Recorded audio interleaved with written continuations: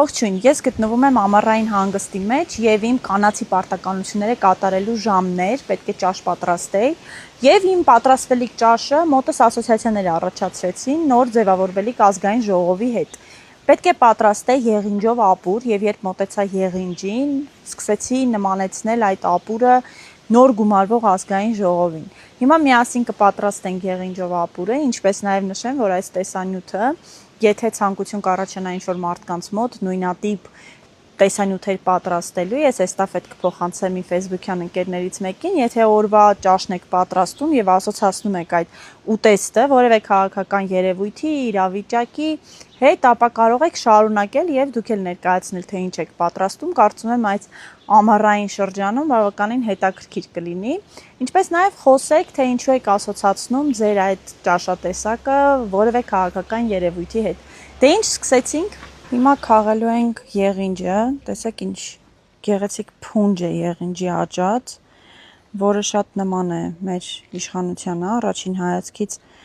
ծակող է, բայց ճիշտ մոտեցման դեպքում կարող է դառնալ բավականին օգտակար բույս։ Հիմա տեսնենք ինչ ունենք այստեղ, ունենք աղացած ձավար, որը մեր ընդդիմությունն է, ինչու, որովհետև առաջին հայացքից մեզ թվում է, թե ազգային ժողովում տարբեր ուժեր են,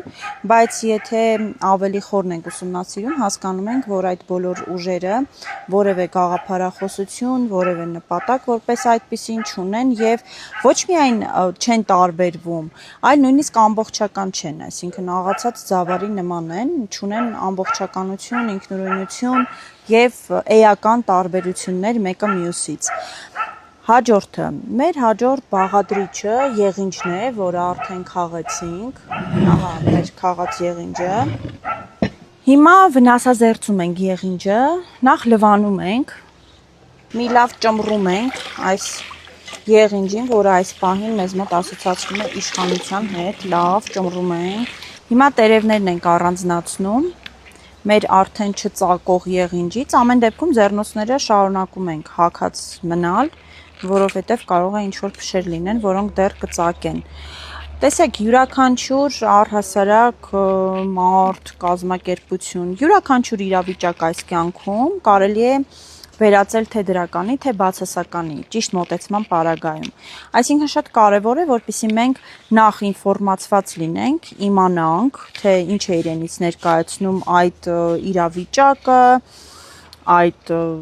ապրանքը, բույսը, որի հետ մենք պատրաստվում ենք աշխատել, որպեսզի կարողանանք հասկանալ, թե ինչ մեթոդով եւ ինչ ձևով պետք է աշխատենք, որ ոչ միայն վնասազերծենք, այլ նաեւ բացասականը դարձնենք դրական, այսպես ասած։ Շատ կարևոր է, որպեսզի մենք կարողանանք մի կողմ թողնել այն թշնամական մոտեցումը, որը ունենք միմյանց նկատմամբ, խոսքս քաղաքական ուժերի աջակիցների, հետևորդների մասին է, որովհետև մենք պետք է գիտակցենք, որ միասնական պետք է կարողանանք վնասազերծել բոլոր ծակող քաղաքական ուժերին առաջին հայացքից ծակող թվացող եւ դարձնել դրանց օգտակար իշահ մեր պետության, ինչը հնարավոր է։ Ես արդեն այս եղինջի տերևները առանձնացրեցի, վնասազերծեցի եւ դարձրեցի պիտանի ուտելու համար։ Հիմա անցնենք մյուս հատվածին։ Հիմա սոխն ենք կտրատում, իդեպ սոխառածը բոլոր ճաշատեսակների հիմքն է, հիմնականում բոլոր համեղ ճաշատեսակները հենց սոխառածով են պատրաստվում։ Մեր նոր ձևավորվելիք ազգային ժողովում սոխը կարող ենք ասոցացնել ընտրողների հետ, որովհետև առանց իրենց չէին կարող մեր կտրտած ձավարը եւ եղինջը, իշխանությունն ու ընդդիմությունը հայտնվել ազգային ժողովում, բոլորիս պատմել, թե ինչ հետաքրքիր գործունեություն են ծավալելու, ինչպես են պայքարելու, բայց արդյունքում ուղղակի 5 տարի զբաղվելու են ոչինչ չանելով, ինչպես որ եղավ նախորդ ընտրությունների ժամանակ։ Սոխը կտրատեցի, հիմա եկեք գնանք պատրաստենք սոխառածը։ Հիմա պատրաստում ենք սոխառածը, վերցնում ենք կարագը, լցնում ենք։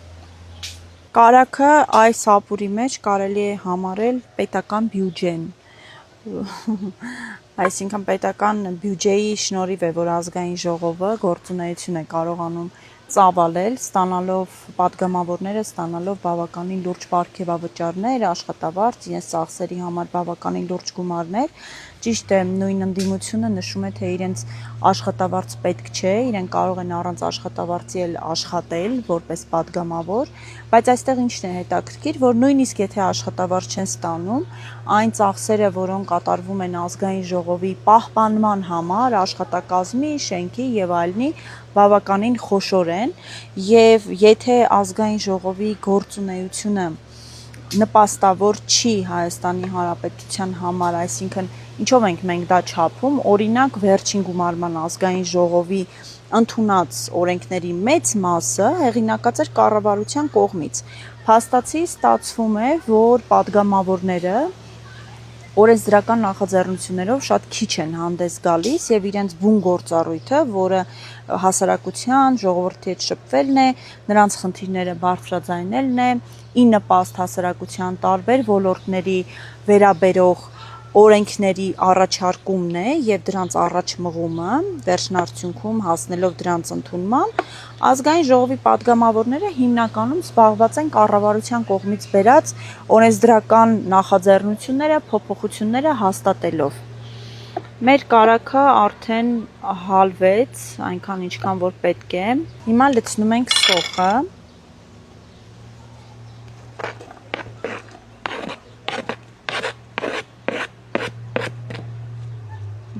Ես շատ եմ կարևորում ուտելիքը, ոչ թե այն իմաստով, որ զուտ ուտելու, այլ ինձ համար շատ մեծ նշանակություն ունի ուտելու մշակույթը։ Ինչպես ենք պատրաստում, ինչպես ենք ճաշակում, ինչու, որովհետև տեսեք, շատ հետաքրքիր բան, աշխարհի շատ տարբեր երկրներում եւ գրեթե բոլոր ժամանակահատվածներում ուտելիքը մեծ նշանակություն է ունեցել նույն քաղաքական հարցերի կարգավորման, բանակցությունների համար։ Հին թվերից ի վեր մինչ օրս ի դեպ կազմակերպվում են ընթրիքներ, առավոտյան նախաճաշեր, որի շուրջ մարդիկ խոսում են, քննարկում են եւ գտնում են լուծումներ շատ բարդ հարցերի։ Ուտելիքը միավորում է մարդկանց, ուտելիքը ստեղծում է համատեղ որևէ գործունեություն իրականացնելու համար շատ լավ պայմաններ։ Հետևաբար ես շատ մեծ նշանակություն եմ տալիս ուտելիքի ոչ միայն տեսակին, այլ նաև պատրաստման ձևին եւ ուտելու մշակույթին։ Այս փուլում ավելացնում ենք աղը եւ կարմիր բիբարը։ Ես համեմունքները ավելացնելուց չեմ սիրում ձեռնոցներ օգտագործել։ Իմ կարծիքով առանց ձեռնոցների ավելի համեղ է ստացվում ուտելիքը։ Քամին մի քիչ քշեց կարմիր բիբարը, բայց դե ոչինչ։ Հիմա ավելացնում ենք ջուրը։ Մեր նոր ձևավորվող ազգային ժողովում ջուրը կարող ենք համարել ազգային ժողովի աշխատակազմը, որը շատ մեծ նշանակություն ունի այս ազգային ժողովի գործունեության վրա, բայց միևնույն ժամանակ որևէ ազդեցություն չունի քաղաքական որոշումների մասով, եւ ավելացնում ենք մեր ընդդիմությանը, այս ծեծած զավարներին։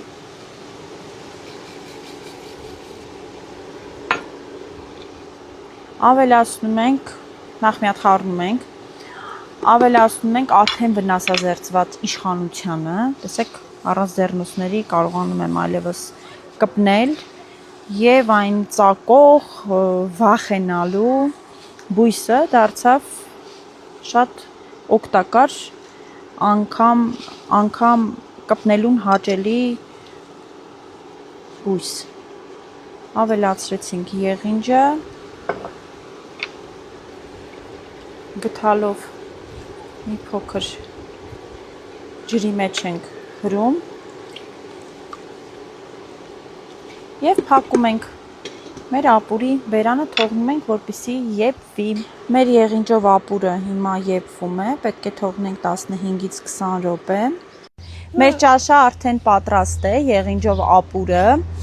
եւ ես հյուրասիրելու եմ մեր նոր սերնդի, մատաղ սերնդի ներկայացուցիչներին, այսպես ասած, ում հետ ես բավականին մեծ հույսեր եմ կապում եւ վստահում եմ ի դեպ ավելի շատ հենց իրենց։ Հիմա կհյուրասիրենք, որպեսզի տեսնենք, թե ինչ կարծիք ունեն մեր եղինջով ապուրի մասին։ Լցնենք առաջինը Ջուլիային, ով մեզ օգնեց նկարահանման ամբողջ ընթացքում։ Սա Ջուլիային։ Տեսեք, այս ապուրը ինչն է հետաքրքիր, որ գալիս է միայն եղինջի համ։ Հա, այսինքն տպավորություն է, թե մեջը այլ բաղադրիչ էլ կա, ձավարը, բայց մենք զգում ենք միայն եղինջի, այս դեպքում իշխանության համը։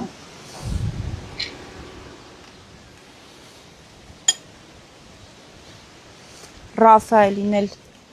ինչ հյուրասիրենք, եղինջով ապուր չենք կարող հյուրասիրել դեռ։ Ջուլիա։ Համովա։ Դավիթ, դու ինչ կասես։ Շատ համեղ է, իսկապես շատ համեղ է։